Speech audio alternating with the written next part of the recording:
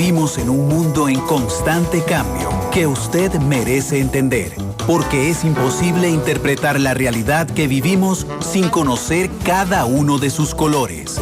Porque muchos son los tonos de la actualidad. Presentamos Matices.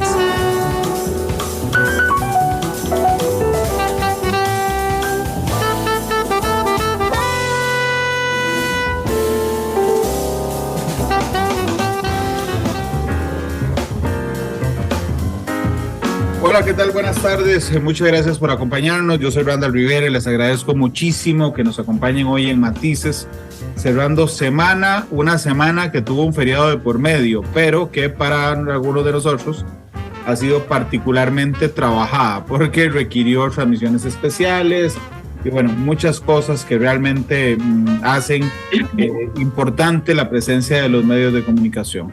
Yo quiero hoy hablar sobre educación y particularmente sobre educación superior, así que les agradezco muchísimo que nos acompañen en la radio, ahí me estaba sonando de fondo el Facebook, que nos acompañen en la radio en vivo, que estamos en el Facebook de Noticia Monumental en vivo también, que el programa lo dan en la noche en Canal 2 y muy importante que una hora después de terminar el programa estará disponible en los servicios de podcast, así es que pueden entrar de una vez si tienen un iPhone, pueden entrar a la aplicación, se llama Podcast, ahí buscan Matices, se suscriben y el teléfono les va avisando cada vez que hay un nuevo episodio, que es todos los días prácticamente, lo descargan, lo escuchan cuando quieran, cuando van de regreso a la casa, cuando van al trabajo en la mañana, cuando salen a caminar, cuando gusten. Saludos a Marco Vargas, que nos reporta sintonía esta tarde, a William Daniel Barrantes en Esparza, y a Miguel Gamboa, que también lo hace muy amablemente. Gracias por estar con nosotros. Doña Marianela Núñez es la rectora de la ULACID. Le pedí hoy que estuviera conmigo. Indudablemente la educación es la única llave, ¿okay?, que transforma los países. Y por eso, pues, qué gusto tener hoy a a la rectora de una de las universidades más importantes del país. Doña Marianela, bienvenida al programa. ¿Cómo le va? Muchas gracias, don Randall, y un saludo especial a usted y a todos sus seguidores en este medio de comunicación. Muchas gracias por la invitación, porque realmente coincido y comparto con usted. Precisamente es la educación la herramienta que la sociedad tiene a la mano para generar las transformaciones y los cambios que los individuos y la sociedad como tal requerimos. Doña Marianela, muchas gracias por estar conmigo. Yo quisiera preguntarle primero, si me lo permite, una visión integral, o sea, es decir, ¿cómo ha visto, insisto, la rectora, insisto, de una de las universidades privadas más importantes del país? Ahí Alejandro Moya me pregunta si este programa es patrocinado. No, este programa no es patrocinado. Yo invité a doña Marianela directamente a que me acompañara. Saludos a Fernando Ramírez y a Danilo Barrantes. ¿Cuál es su visión desde la educación superior privada, ¿okay?, de lo que pasa en Costa Rica en educación? Que si usted mañana se va a Europa, ojalá a pasear, y entonces le dicen, doña Marianela, dígame una cosa, ¿cómo está la educación en Costa Rica? ¿Qué responde usted, doña Marianela? Sí, gracias, don Randall, por darme la oportunidad de explicar esto a la luz de lo que hacemos en ULACID. Somos ciertamente una institución sumamente preocupada por asegurar calidad educativa, porque realmente eso es lo que hacemos, por ofrecer a los estudiantes los servicios estudiantiles que requieren para complementar o consolidar su desarrollo integral, porque no formamos solamente profesionales, formamos personas integrales. Y realmente a la pregunta que usted nos hace, como representante de ULACID, quiero decirle que sin duda alguna lo que enfrentamos en este momento es una etapa de grandes desafíos y de grandes retos. Y usted podrá decir, doña Marianela, quizá por el contexto nacional, sí, sin duda el contexto nacional incide. No son buenas noticias las que tenemos a nivel de la educación en el sector público. Tenemos grandes brechas entre la educación primaria y la retención de estudiantes. Tenemos grandes brechas, grandes no, enormes diferencias entre los estudiantes que acceden a la educación pública y los estudiantes que tienen la posibilidad de ir a la educación primaria y secundaria privada. Pero al margen de apagón educativo y todos estos temas que se conversan, tenemos un gran reto que es el que impone la globalización. Tenemos un gran reto, don Randall, que tiene que ver no solo con la formación de los pequeños y de los adolescentes que luego deben continuar con sus procesos formativos, sino también con las personas como usted y como yo, que estamos ya incorporados en el mercado laboral y que entre algunas otras cosas hemos perdido competencias laborales, hemos dejado de actualizarnos y ahora el panorama se complica y es un tanto más sombrío cuando se nos dice que por Revolución 4.0, que por la automatización, que por el ChatGPT, que por la inteligencia artificial están en riesgo una cantidad importantísima de empleos. Entonces, si usted me pregunta, no somos el mejor modelo para exportar en materia de educación. Tenemos muchísimas deficiencias, las sabemos, las conocemos. Se está trabajando en ellas, sí, en esfuerzos aislados, en esfuerzos conjuntos.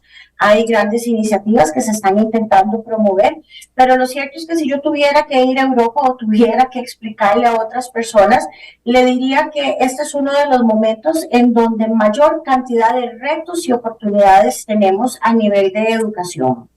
Y esto no se resuelve solo con conversarlo, se requiere de acciones concretas, se requiere de medidas inmediatas, y esto implica, don Randall, por tratar de entender qué es lo que requieren los ciudadanos de hoy y de mañana para ser los gestores de este cambio que se necesita. Sí, en los 70s, en los 70s y 80s, cuando Centroamérica entera estaba en guerra, solo Costa Rica no.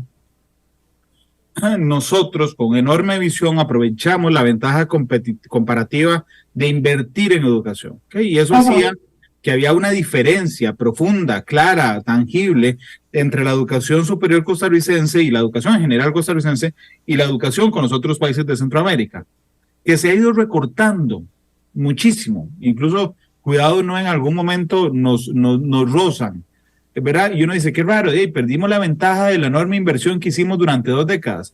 Seguramente que sí, pero yo le quiero preguntar, doña Marianela, primero para ver hacia atrás. Okay. Las universidades en general, y en el caso de ustedes, vuelven a ver atrás, es decir, a los chicos, vuelven a ver abajo, a los chicos que vienen del colegio. Ok, y yo quiero sumar a mi audiencia hoy, que está ahí en Facebook tan activa, señores y señoras que están en Facebook conmigo, ¿ustedes creen que nuestros jóvenes, nuestros colegiales, llegan preparados a las universidades? Algunos sí, algunos no. Cuéntenme, por favor, ¿qué les parece? Yo estoy preocupado.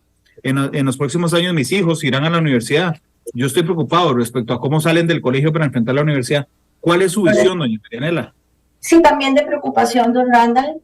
Nosotros somos una universidad que a todos nuestros estudiantes que ingresan a nuestros programas les realizamos una prueba de ubicación en el idioma inglés, y nosotros tenemos estudiantes que provienen de colegios privados o de colegios con inglés como segundo idioma, en donde un porcentaje importante de ellos convalida todos los niveles de inglés, es decir, que hay algunos estudiantes que incluso tienen un nivel de C1, que es el nivel más alto, de acuerdo con el marco común europeo para definir el nivel de dominio del inglés, y tenemos estudiantes que vienen de colegios públicos o de colegios públicos y además de zonas rurales, en donde pese a que vienen de 5 años de colegio en donde recibieron inglés, debemos ubicarlos en el nivel básico, y algunos de ellos, si tuviéramos un nivel prebásico, debieran de estar ahí. Y usted dice, esto es preocupante, es terriblemente preocupante cuando sabemos que la empleabilidad, el desarrollo de muchísimas competencias y la posibilidad de incorporarse con éxito en el mercado laboral en este momento y en el futuro, sin lugar a dudas, va a depender no solo del bilingüismo, sino del multilingüismo.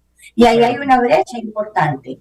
Esto sin entrar a hablar de otro tema que es sumamente preocupante, que es el tema de la redacción y la ortografía, la comprensión de lectura y el desarrollo de algunas habilidades básicas de interpretación, de razonamiento, de pensamiento crítico, de lógica y muchos otros temas en los que los estudiantes definitivamente requieren de procesos de nivelación o de acompañamiento. Claro. En el caso de las matemáticas, don Randall, tenemos resultados muy deficientes a nivel de ubicación de estudiantes. Nosotros, por ejemplo, en ULACIT hemos trabajado fuertemente en muchísimos programas de acompañamiento, pero entonces usted se pregunta qué pasa con nuestros estudiantes que vienen mal en matemática.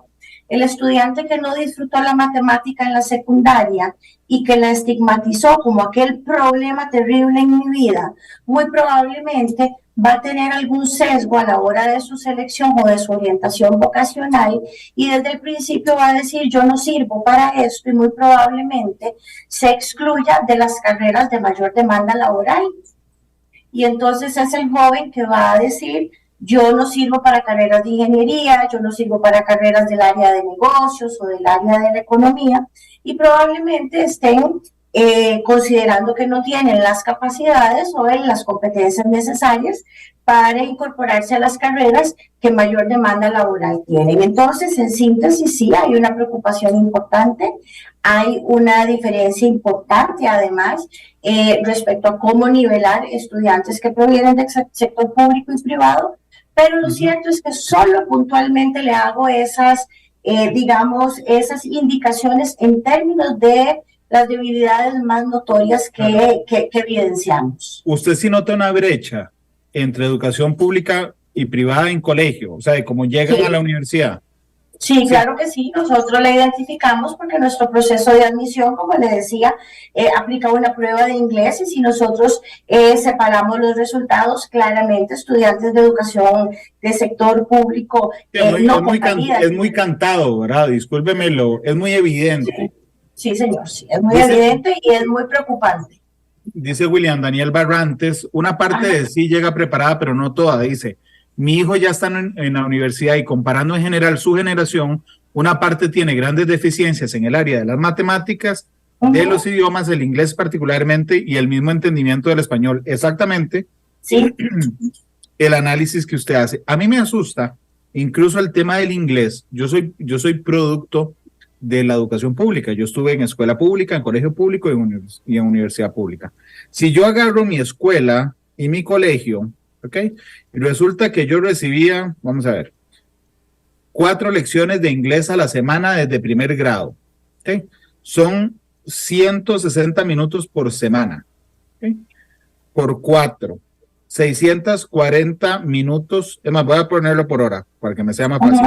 4 horas a la semana, por 4 semanas son 16 horas al mes, ok, por 9 meses, porque si habían 3 meses de vacaciones, por 9 meses son 144, y vamos a ver, son 6 años de escuela, más 5 de colegio, por 11, significa que en mi vida estudiantil, de escuela y colegio, recibí 1,584 horas de inglés.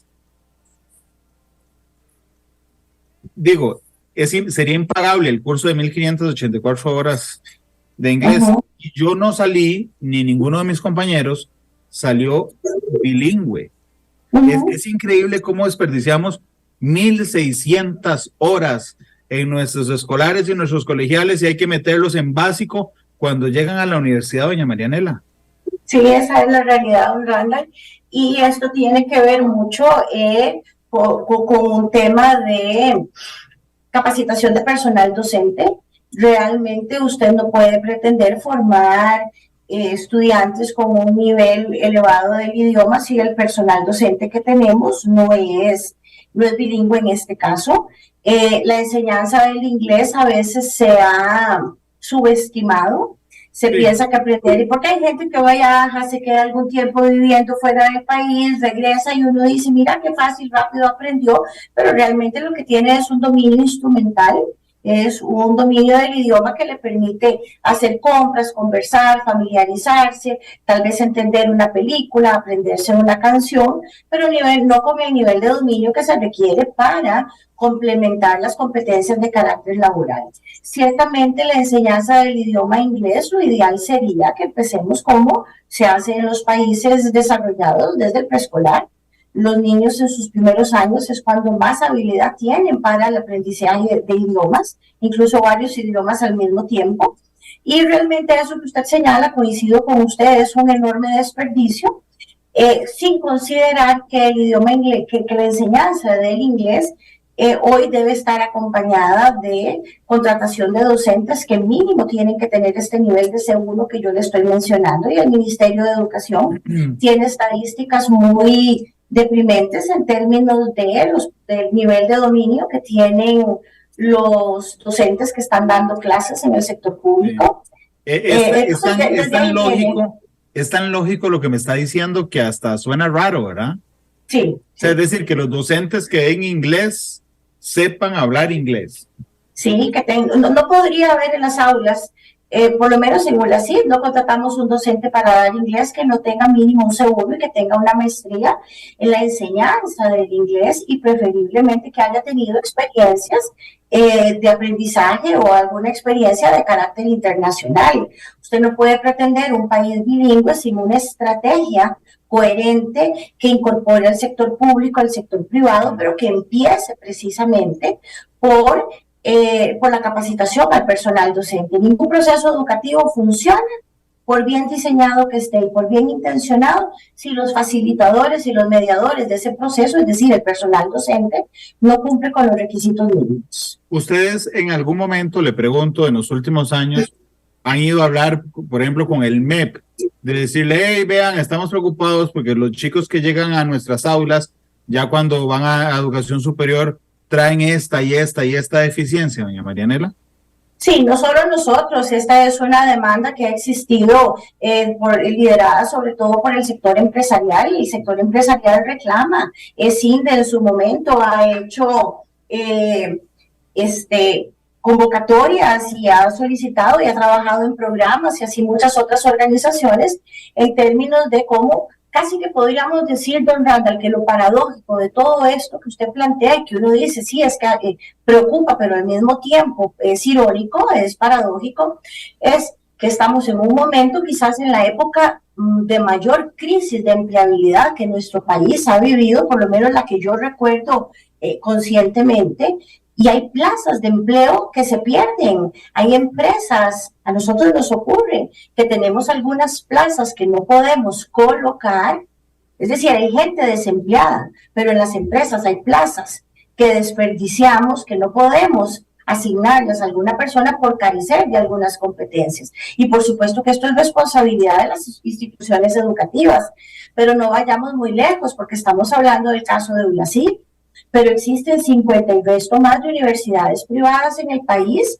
que aún no han considerado el bilingüismo como parte estratégica de su diseño curricular. En ULACID para nosotros esto es una obligación con los estudiantes y con la sociedad, pero no usted sale ahí hablando inglés, estudie lo que estudie. Nosotros formamos en el idioma, tenemos incluido de manera transversal el inglés en todos nuestros planes de estudio, y como lo mencioné ahora, independientemente de la carrera, y como lo mencioné ahora, siempre visionando sobre lo que viene y las necesidades del futuro, estamos trabajando en la implementación del multilingüismo.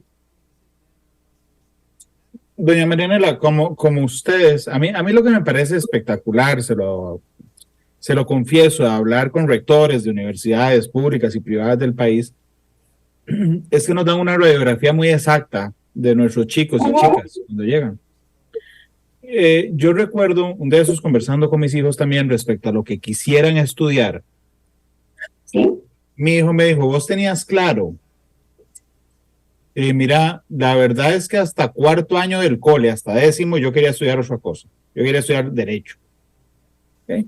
Pero desde arrancar quinto año sabía que quería ser periodista, así que fue para mí muy sencillo, digamos, perseguir mi sueño cuando entré a la universidad. Pero yo noto que hay un montón de gente que le cuesta definirse.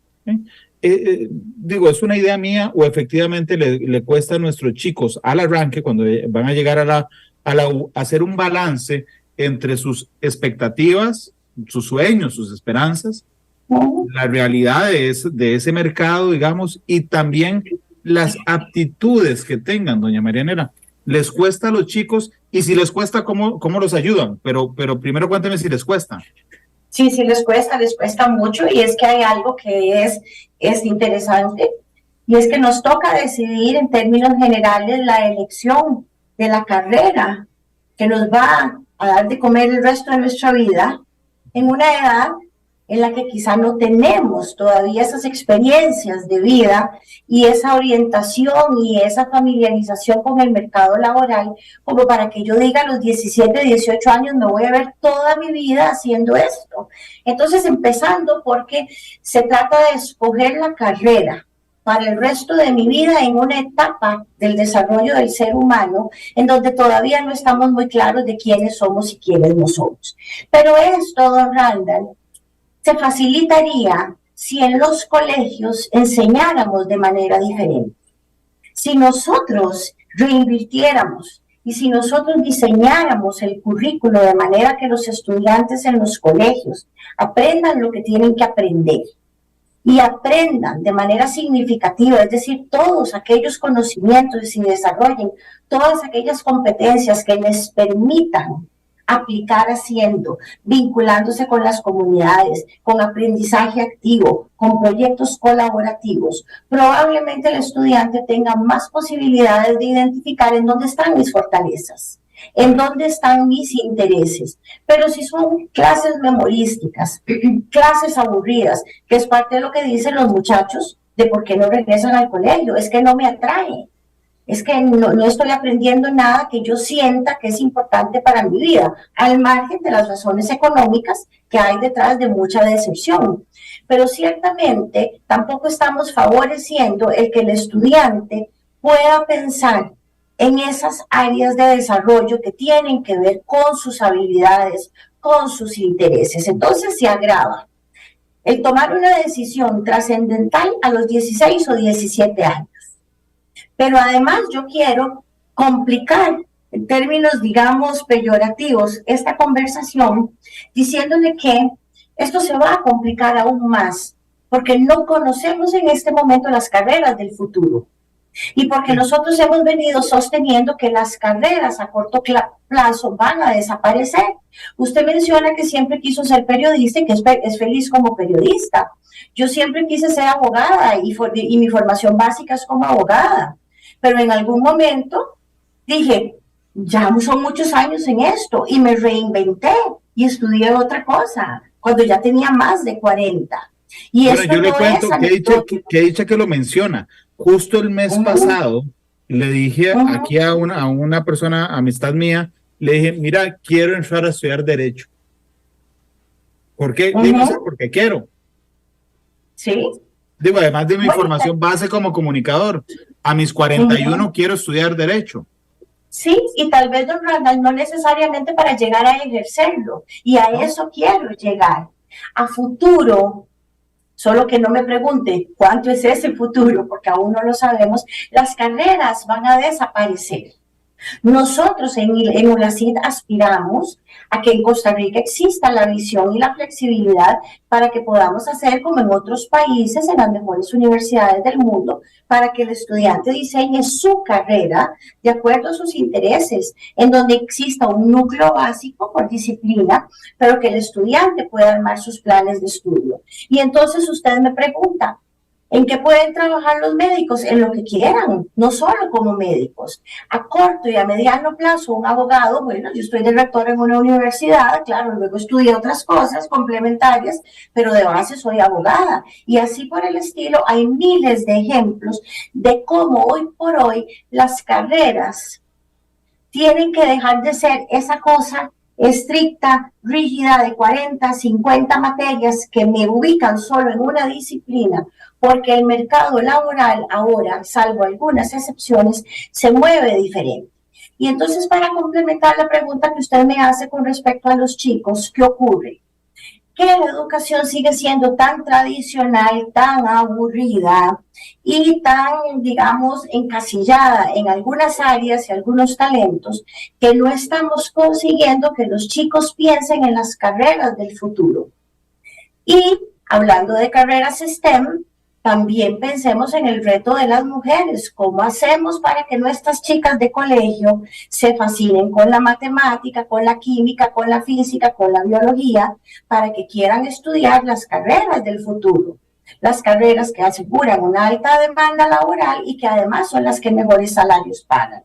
Porque también tenemos el reto de que no podemos seguir favoreciendo que el grueso de las mujeres trabajen en las carreras que incluso se dice que en algún momento van a llegar a desaparecer. Entonces, don Randall, volviendo casi a su pregunta inicial, si fuera Europa y tuviera que responder, por eso es que sigo diciendo, tenemos un reto enorme en muchísimas áreas, en muchísimos niveles. Es que a mí lo que me preocupa mucho es que yo quisiera ver a un país, un estado, no un país, un estado pujante, empujando muchísimo el tema de la educación. ¿Okay? Evidentemente la educación tiene una desventaja populista. ¿Okay? La desventaja populista con la educación es que, no sé, Randall se convierte mañana en presidente de Costa Rica. ¿Okay? Entonces yo digo, bueno, mi responsabilidad es impulsar la educación para que las generaciones de 20 años después sean exitosas. Eso no me trae votos ni apoyo inmediato porque los resultados se ven después. Por eso digo que el apoyo a la educación no es, digamos, una buena aventura populista, pero es una buena aventura, o una buena propuesta democrática y seria. Si en Costa Rica más o menos el desempleo estructural anda entre el 10 y el 12, ¿okay? Si usted fue a la U y tiene un título de U, ¿okay? Es decir, que las opciones de que usted sea desempleado es de un 10%. ¿Okay? Si usted fue a la U, esas opciones se reducen a un 4%. Y si usted tiene estudios de posgrado, esas opciones se reducen a un 2%. ¿Y si habla inglés? Y si habla inglés, digo, a -1, más bien andan buscando trabajo, está contratado. Está contratado y ganando más que el promedio. Así es, entonces deberíamos tener un estado pujante diciéndoles, sí, universidades privadas, ¿en qué les ayudamos? Porque ustedes nos ayudan además en optimizar, digamos, a nuestra oferta pública. ¿Qué necesitan de nuestros estudiantes en los colegios? Doña Marianela, como rectora de una universidad privada, la ULACID en este caso, ¿ustedes están, le pregunto, en una camisa de fuerza o se sienten libres a la hora de decir, vamos a desarrollar estos cambios en nuestro plan de estudios? Vamos a desarrollar esta nueva carrera a partir del próximo año, o se sienten más bien, que fue una conversación con algunos rectores hace algunos años, amarraditos, enjaulados por nuestro mismo sistema, doña Marianela? Hemos estado enjaulados, don Randall, hemos estado amarrados, hemos estado maniatados y hemos estado frustrados por muchos años. Solamente le quiero poner un ejemplo, una de nuestras carreras más importantes en este momento, que es la licenciatura en Ingeniería Biomédica, una carrera necesaria, importante, trascendental para el desarrollo del país. Es la carrera base para la atracción de inversión extranjera en todo lo que tiene que ver con el tema de los dispositivos médicos. Duramos 6 años aprobándola en Conesur. Para cuando sale una carrera 6 años después, usted dice, es frustrante, don Randall. ¿Cuánto dura la carrera? La carrera es una licenciatura que nosotros llamamos una licenciatura larga, es un programa de 12 cuatrimestres, estamos hablando de menos de 4 años. Ya perdieron una generación completa, graduada. Es más, perdón, no perdieron como universidad, perdimos como país una generación completa graduada. Correcto, y lo que es peor, durante estos 6 años, don Randall, CINDE, Procomer, o sea, organizaciones incluso hasta de carácter público, los gremios empresariales diciendo necesitamos profesionales en estas y en estas áreas. Entonces solo le pongo este ejemplo porque usted ha entendido perfectamente mi mensaje. No es ULACID el que pierde, es el país el que pierde. Recientemente, el mes pasado, se aprobó un nuevo reglamento general de Conesur. Justo en este momento estamos en la etapa de socialización para entender los cambios. No son cambios trascendentales, no son cambios que van a venir a a quitarnos esas ataduras que hemos tenido, pero lo cierto es que en términos generales el sector de las universidades privadas en este momento siente un respiro porque hemos aflojado algunos requisitos absurdos, estamos trabajando con una normativa que nos da un poquito más de flexibilidad, pero ciertamente, don Randall, cuando empiezan por decirle a usted que si usted quiere diseñar una nueva carrera, una carrera visionaria del futuro, de esas que existen en los países de primer mundo, pero que tiene que compararla con un referente de universidad pública a nivel nacional, o sea, eso atenta contra absolutamente todos los principios de lógica y de razonamiento. ¿Por qué tengo que compararme yo a nivel nacional? ¿Y por qué tengo que compararme con universidades públicas? Si yo puedo compararme con el mundo no tiene límites. Yo puedo querer traer una carrera que existe en otro país y compararme con universidades de altísimo nivel. Entonces, sí, ciertamente, y hablando un poco aquí como parte del sector, hemos trabajado con muchas limitaciones sin contar con el apoyo que necesitamos para estar ofreciendo las carreras que necesitamos. Y don Randall, entre otras cosas, pues sí hay se lo pongo como ejemplo, porque durante muchísimos años fui la directora, la decana de la Facultad de Derecho de aquí de ULACIL. Y si cambia un código, por decirle algo, que cambió el Código Procesal Civil, evidentemente los cursos de Derecho Procesal Civil tienen que cambiar, porque cambió la legislación, porque cambió todo. Entonces tengo que pedirle permiso a CONESUB para cambiar el sílabo de un curso. Entonces, discúlpeme que lo diga con una palabra muy tica. ¿Qué tontera? Sí. Es una tontera. Sí, cuando en realidad entonces la educación, yo sueño también, y en ULACIL todos soñamos con eso que usted mismo plantea, una educación pujante que saque al país adelante. En este momento ese es el reto que tenemos, y entonces usted lo que piensa es, traigamos los laboratorios que los estudiantes necesitan, capacitemos a los profesores, veamos lo que se está haciendo alrededor del mundo, no veamos la inteligencia artificial como un enemigo, veámosla como un reto. El ChatGPT, no hay que prohibirlo, las universidades públicas lo están prohibiendo, no, al contrario. En las universidades públicas están sancionando a los estudiantes que usan el ChatGPT, lo que hay que enseñarles es a sacarles el jugo, porque si aprenden a usarlo bien, si aprenden, vamos a ser más eficientes. Entonces, eso es parte, digamos, del reto que tenemos, ver la educación como algo vivo, como un reto permanente, pero como un producto social que todos los días tiene que evolucionar y adaptarse, don Randall, adaptarse a los talentos, a los intereses, a las expectativas de los estudiantes y, por supuesto, a lo que las empresas necesitan.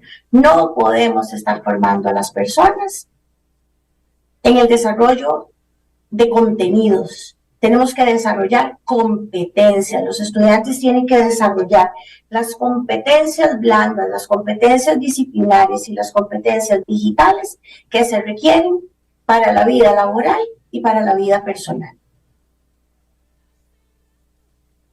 Es interesante, es retador, tiene razón usted.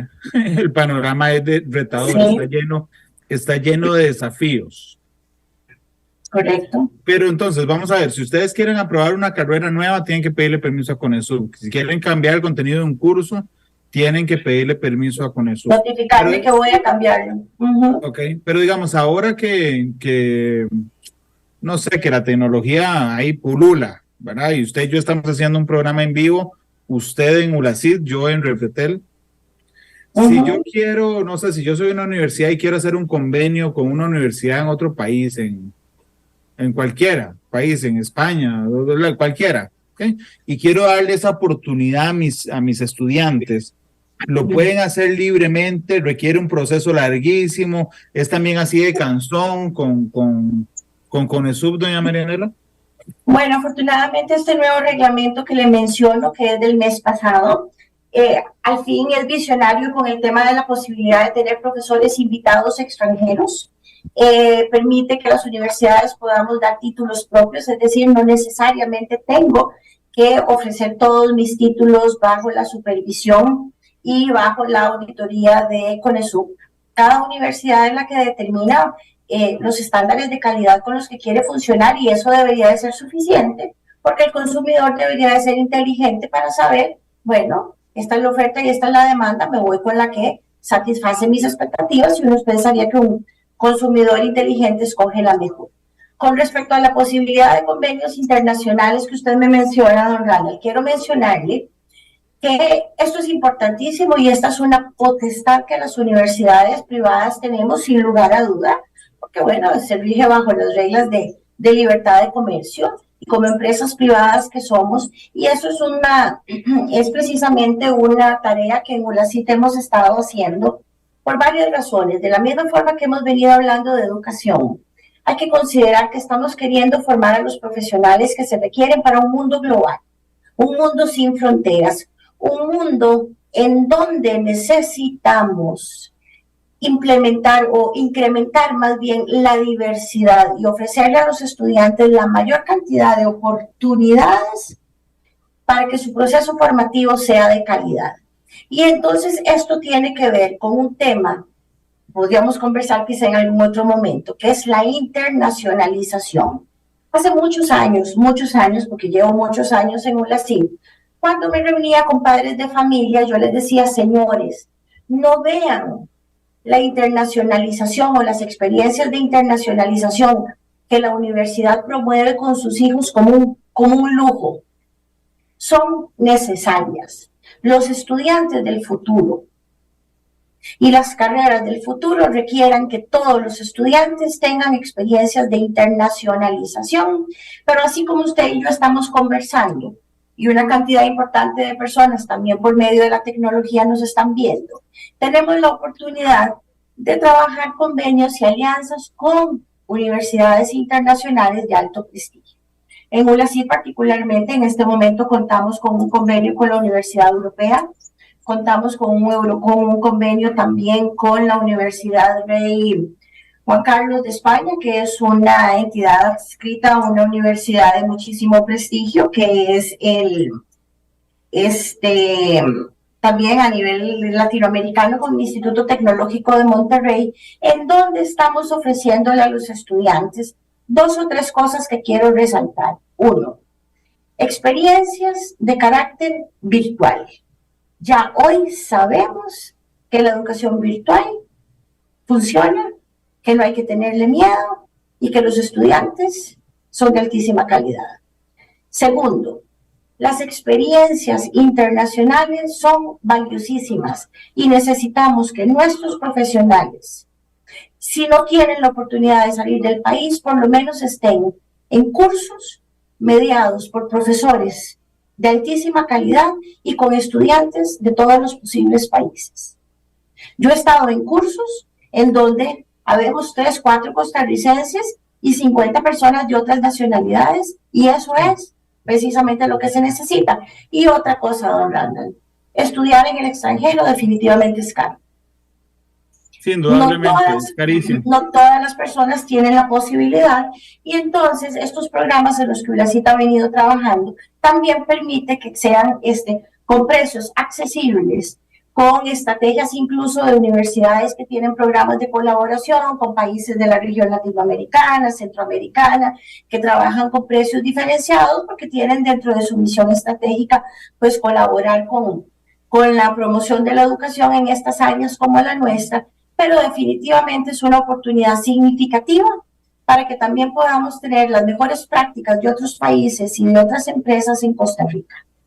Sí, yo no lo tenía preparado para el programa de hoy porque no sabía lo del convenio con el TEC de Monterrey, pero le quiero contar, yo estudié en el TEC de Monterrey. Yo también. Hace 11, 12 años, pero yo no sé si usted lo hizo así, yo lo hice de manera virtual. Y si yo me echo para atrás, vamos a ver, 2023 tuvo que haber sido como, no sé, 2010, 2012, 13, ya tenía su campus virtual. Sí, de lujo. Y efectivamente, era de lujo, era una cosa impresionante, y recibí clases con profesionales en comunicación de otros países, y realmente la experiencia fue completamente enriquecedora. Correcto.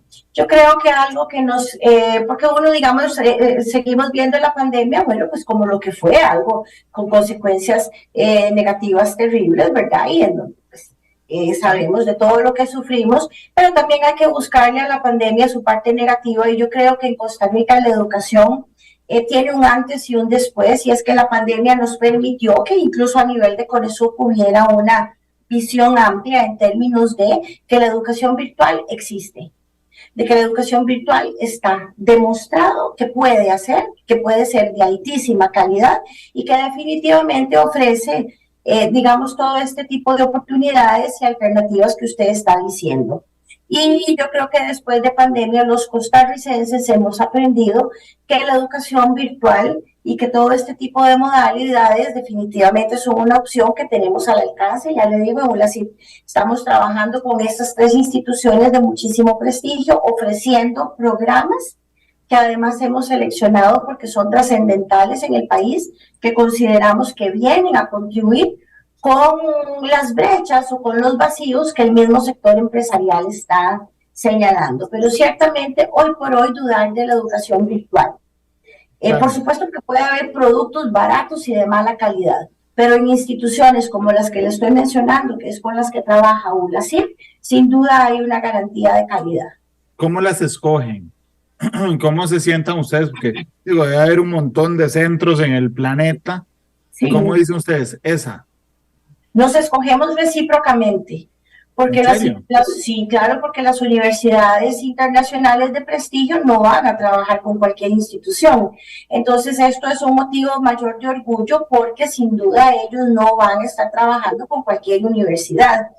Es un proceso de selección, aquí hay todo un tema de negociaciones, hay todo un tema de conversación, hay un tema de entendimiento y de alineamiento con respecto a lo que ellos quieren y lo que queremos nosotros.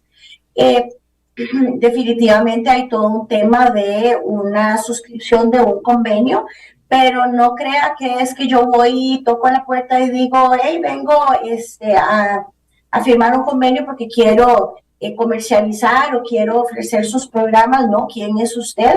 Y en ese sentido, bueno, pues el prestigio, el reconocimiento de ULACIP durante muchos años en los rankings internacionales, la acreditación de muchos de nuestros programas, de prácticamente casi que todos nuestros programas de bachillerato y de pregrado acreditados ante SINAES, y todo el prestigio que ULACIP tiene, pues ha contribuido que estas instituciones nos abran las puertas. Pero sí es, don Randall, una selección mutua. El TEC de Monterrey no va a trabajar con cualquier institución, y mucho menos la Universidad Europea con el prestigio que tiene. Definitivamente es porque ULACIP en este momento cuenta con esas características que nos hacen atractivos para que estas instituciones quieran trabajar con nosotros. Doña Marianela, permítame ir a la pausa comercial. Es la única que vamos a tener. Regreso, cuando regrese me queda solo un minuto. Le voy a pedir que le hable a los colegiales que están terminando, si me hace el favor, con un mensaje sobre su decisión. Y yo siempre le pido al invitado o la invitada que escoja una canción para cerrar el programa. Entonces vaya pensando la canción y se la pregunto al volver. Qué difícil, Dios mío. Esa es la pregunta más difícil que le voy a hacer en el programa de hoy. Está bien. 2:48, vamos a la pausa y volvemos con más de Matices. Gracias. Ya regreso.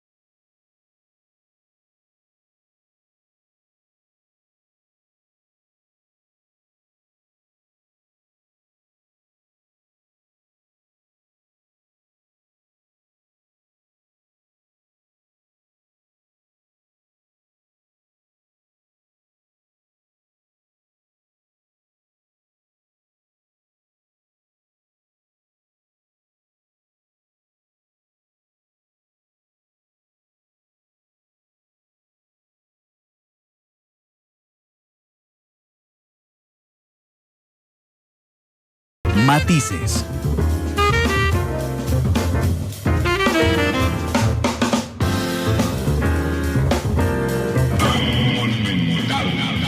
la radio de Costa Rica, 2:52 en la tarde. Gracias por estar con nosotros. Le pedí a doña Marianela Núñez, la rectora del Aula CID, que en el minuto que nos queda de programa le dé un mensaje, por favor, a quienes este o el próximo año terminan su educación media y tienen, voy a usar la frase que uso con mis hijos, tienen que ir a la U.